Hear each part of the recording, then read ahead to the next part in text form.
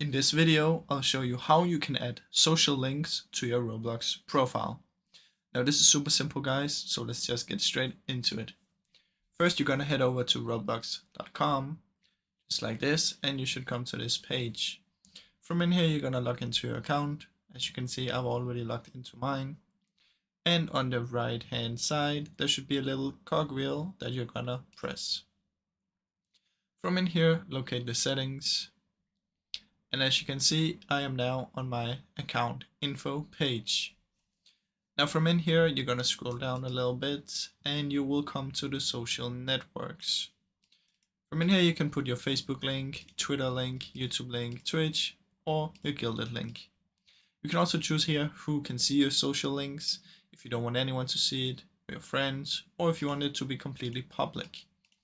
That's basically how you can do it, guys, on Roblox. It's super simple and I really hope you enjoyed the video. If you did, please leave a like and subscribe as it helps me out a ton. Thank you so much for watching.